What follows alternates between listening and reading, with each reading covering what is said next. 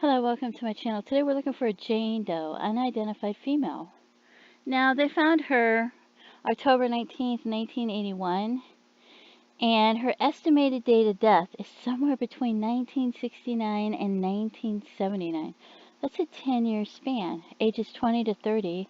A white female, but they don't know how tall she was, how much she weighed, what her hair color was, what her eye color was, or if she had any tattoos or distinguishing marks or features.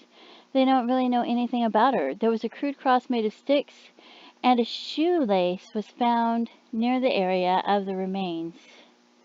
So, the descendant's cranium and 3 bone fragments were discovered at a dumping site in the woods in Olympia, Washington, and they have no idea who it could be.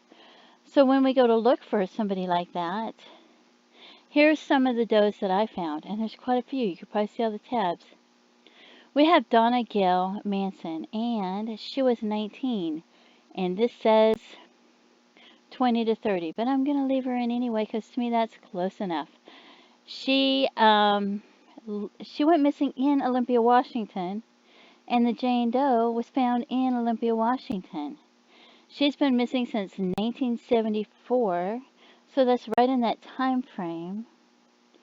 So this is the closest one to where that Jane Doe was found. So, and you can pause this and read it if you want to. I don't want to read it because I have quite a few of them.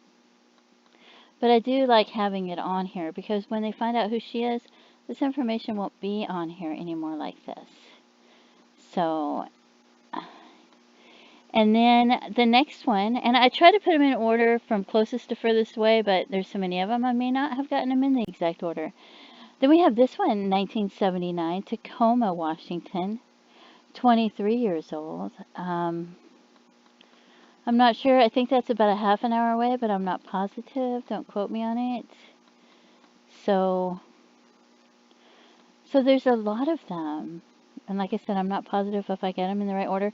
This one is 31 years old. Like I said, it was 20 to 30, so I thought, well, 1931, close enough.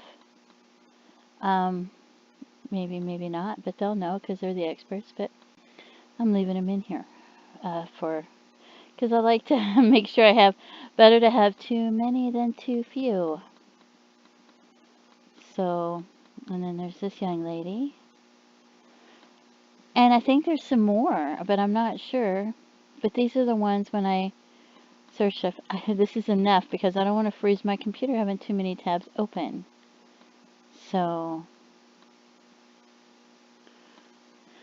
and I hope that they're able to find out who it is, but I don't know. There was one place, I think it was in Texas, I'm not sure, that's really good at finding out who they are without having a lot to work with. And I can't remember for certain if it was in Texas, but I believe so. Because some of them, when they don't have much to work with, they have a hard time, pulling the DNA from it and trying to find out who it is. But then,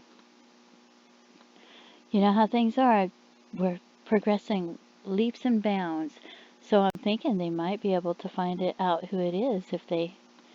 But like I said, I don't remember if it was in Texas. But I remember they did have a place that's just really that's been able to take a little bit and go far. Oh, this lady, I don't think it's her because I believe that she's in Canada. I'm not positive, but I think her remains are in Canada because I think he murdered her in her apartment and then he drove her car across the Canadian border and then came back and parked her car in the opposite direction in Oregon. And I'm betting he had her remains in the trunk. And I'm pretty sure she looks so much like the doe in Kamloops, I think it's called. I don't know if I pronounced it right, but I think that's who that is. I don't think she would be this doe, but you never know. Not supposed to have tunnel vision on him and say, oh, I really think this is this one, and then it may not be because you're supposed to be open-minded and not have tunnel vision on these things. Because you get caught up in that tunnel vision and you'll miss things, you know. But I'm not a detective, so, but I know, I read that all the time. Don't have tunnel vision on it, don't have tunnel vision on it. It's like, okay. Because I guess the detectives and that, if they get tunnel vision on it and they really think it's this person or that person, or this person committed the crime or that person committed the crime, then they're not open-minded. And also, if you have a couple of crimes that are committed in the same area and you automatically assume that it's done by the same person, sometimes you might have three people in the same area that something happens to them and then it was done by somebody different. But so these are the ones that came up, so I put them in here. And this is the unidentified female that we have today. So I'm putting this video up now, and if you have any information, don't forget to contact authorities.